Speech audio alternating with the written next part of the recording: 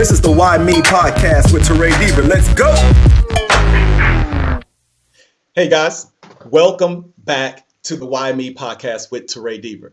I'm so glad that you're taking this journey of you and you're allowing me to join you. Episode 6 is entitled Clean the Mirror. The principle of this is taking from really our last episode on Who's With You to really understand your role and your responsibility concerning your image. If you don't define you, then you open the door for other people, places, and phases to define you. It is your responsibility to define your identity. When you don't, then you allow the people that you're around to define you, because the saying goes that birds of a feather flock together. So they will automatically assume that you are who you hang around. And for the most part, that's true. Make sure you get you a better crowd. Sometimes you can be defined by your places.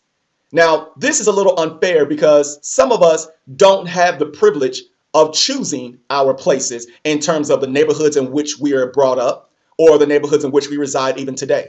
However, you can change the place that your mind is, the place that you spend your time, the place of your peace, and even the phases of your life. What phase are you in right now? Are you in a phase of recklessness, or are you in a phase of determination and focus?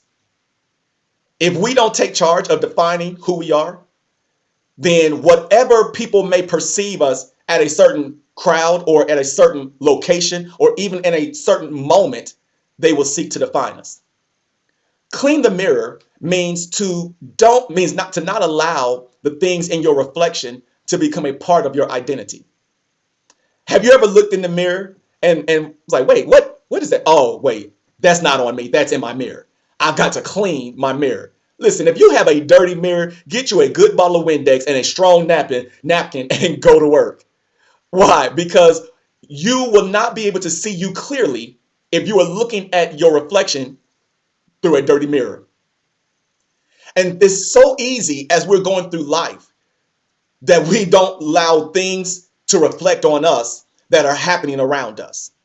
I remember when I was in college and I was working for this company that I really enjoyed. It was a part-time job, but they went bankrupt. And other people were just going crazy. They were losing their minds and they were asking me, why did I have a smile on my face? Did I not realize what was going on? Absolutely, I did. I'm going through it with you. However, I would not allow my present situation to define my mood. I would not allow the present situation to define who I was. And so because I would not allow that, it did not take charge over my response or over my perspective or the way that I carried myself. How many of us made terrible decisions in the year 2020 because of a pandemic? How many of us made terrible decisions because of quarantine? Some of us may have stopped exercising. We fell back into bad eating habits or other addictions because we weren't able to do the things that maybe we planned to do or expected to do. We've got to be very careful to clean the mirror and make sure that we don't allow other people in our world, other places we may visit or be a part of, or even moments in our life to reflect or become a part of who we are.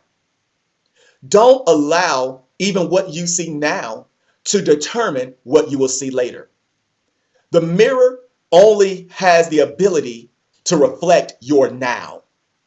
It does not have the ability to show you what's to come. You have to determine that. You have to develop who that person is going to be. You have to defend that pathway and that journey. You've got to be very careful because sometimes we may find ourselves in a phase of life and it's real and it's impactful and it hurts. It's difficult, but it's temporary. And we've got to keep in mind that what I see now is not who I'm going to see later. Clean your mirror. I thought it was very important that we really focus on, in the context of relationships, you. So often we want to give other people the responsibility for how we see ourselves. What do they think about us? How do they perceive us? What do people say about us? What is our reputation in the world? And even though a good name is to be desired, what you think and what you believe about yourself matters most. What you believe about yourself is more valuable than your reputation in the world, than your perspective of other people of you. Why? Because you have the right and the authority to change your narrative. You have the right and the authority to change what people say or what people will say about you. Don't believe me? Think about this. Are you the same person that you were in high school? If you're listening to me and you're in high school now, are you the same person now than you were in grade school? We have the right to change our reputation, to change the way people perceive us. Now, depending on how much time you spent in this certain phase, it's not going to change their opinions of you overnight, but day by day, step by step, consistent behavior will ultimately change the way that you are received in the world.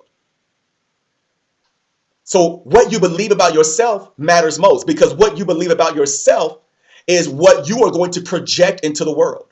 What you like about yourself, your confidence, maybe your insecurities, all of those things that you believe about yourself is what's going to be projected in the world. When you know that, and when you are confident and secure in what you believe about yourself, then that helps you. If we go back 1 second to episode 5, who's with you, that will help you to really have a strong foundation in determining the people around you. Do the people around you agree with you? Because there's a difference between yes men, honest accountability, and haters. And your acknowledgement of who you are, your confidence of what you believe about yourself becomes the foundation of the people that you give access to you and what level of access you give to your life. If you are unsatisfied with what you see in the mirror, it could be you need to clean that mirror, and sometimes that stain could be real. In that case, you need to change you. Sometimes the mirror doesn't lie. Sometimes the mirror is clean and reveals some areas in your life that need to be adjusted, that need to be corrected. I've realized something in this last year. When you are confronted with the mirror, you have two options. You can either accept what you see or deny what you see. When you accept what you see, then you begin to make adjustments. But when you deny what you see, then you begin to become defensive. What do I mean? If I'm looking in the mirror and my mirror is clean and I recognize that I have a stain on me, then I had to make the decision. If I accept what the mirror is showing me, then I make the adjustment by getting a soap and towel. I've got to clean that up. I've got to make an adjustment. I've got to change my behavior. I've got to change the way that I am received in the world. Maybe I got to change my habits, my crowd. Maybe I got to change my language. Maybe I got to change my appearance. But something in me needs to be adjusted because I accept what the mirror has shown me. The mirror is clean. It did not lie. Now, on the flip side of that, we could be so deluded in ourselves that we see the mirror is clean, but we deny it. And so when we deny what this mirror is showing us, then our response will become to be defensive. What that means is I'll see myself, same stain. Nope, that the mirror's wrong. It must be the lighting in here. Let me clean this mirror again. The responsibility is on you, it's on them, it's on it, it's on the situation. But I never take responsibility for my stain. I never take responsibility for my actions, for my words, for my decisions. And when I refuse to take responsibility for my decisions, then I am walking in denial, and I will then defend my actions. I'll become defensive, and I will turn my honest accountability partners into enemies. I will consider those that will tell me the truth. I will consider them haters because they would dare confront me with the truth. But we've got to be honest with ourselves. Clean that mirror and then believe what the mirror is telling you. But it starts here. Make up your mind. What do you want to be? What do you want to be? We talked about this before, that there is a gap between where we are now and where we want to be. And that gap may be small or that gap may be large, but we've got to make up our minds that one, we're not satisfied with who we are, and two, that who we want to be is possible. I feel like I need to say that again. Number one, we've got to make up our minds that we are not satisfied with who we are. It doesn't mean that you have to be a self-hater, that you have to be, someone like Eeyore, oh, woe is me, and depressed. I'm not saying that. Love you, but don't be satisfied with you. Love you, but recognize that you have not peaked. Love you, but realize that there's still a greater potential that has been untapped, that abides in you. So number one, I've got to acknowledge that I'm not satisfied where I am. Because the moment that I'm satisfied, I stop growing. The moment I'm satisfied, I stop learning. The moment I'm satisfied is the moment that I allow situations that may seem untenable to cause me to stop. But when I recognize, point number two, that what I want to be is achievable, then I will continue to push. I will continue to learn. I will continue to take honest criticism. I will continue to fight when the ebbs and flow of life seem to beat against my ship. I will not drop anchor, but I will continue to press through the storm. I will continue to press on, and I will not take failure for an answer. I will not take rejection, even self-rejection, as acceptable, but I will continue to press on because I've not realized the person that I'm meant to be yet. So I've got to be very careful to define who I am and who I want to be, who I am and who I'm meant to be. And I cannot allow other people to tell me who I'm supposed to be, because they don't know everything about me.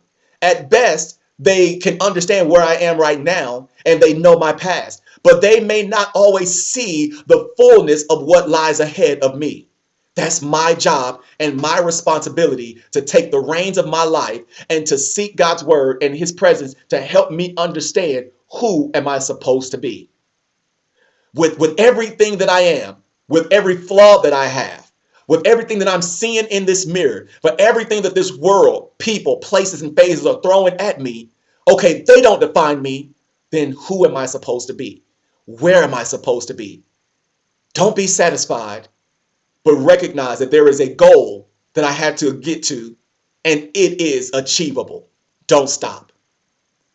As we get ready to close, I want to share with you the declaration and the word of the day.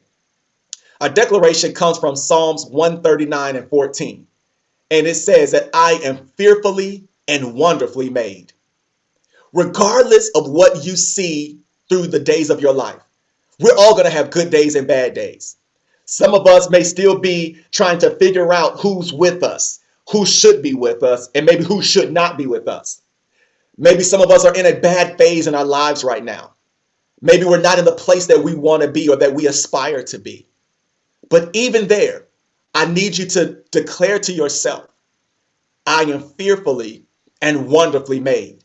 That simply means that God didn't just speak me into existence like he did the rest of creation, but he took his time to mold me, to shape me. He took his time with every detail. The Bible says that he knows the number of hairs on your head, but that every hair on your head is numbered. What that means is that every detail about you is important because you are fearfully and wonderfully made. You may not look like the people in Jet Magazine. You may not look like the people on Instagram or on a Snap or Twitter. But guess what? You weren't supposed to be. But that does not take away from the fact that you, I'm talking to you, are fearfully and wonderfully made. You are made in his design. You are made beautiful. You are made with specific intentions. The word of the day is aoristic. A-O-R-I-S-T-I-C. Aoristic. It means indefinite or indeterminate. The life of the woman, the life of the man, can only be described as aoristic because her behavior changes from place to place. But the goal of every life is to be integral. If you want people to see you different, it's not going to happen because you're being erroristic, but it will happen because you are specific, integral, consistent, and that you are persistent, regardless of what's taking place, regardless of what's thrown in your life. You're not going to allow it to change who you're becoming. You're not going to allow it to take you off course. Some things, let's be honest, it may delay you from your expectation, but he knows the plans that he has for you. They're plans to give you a future with hope. I hope this encouraged you.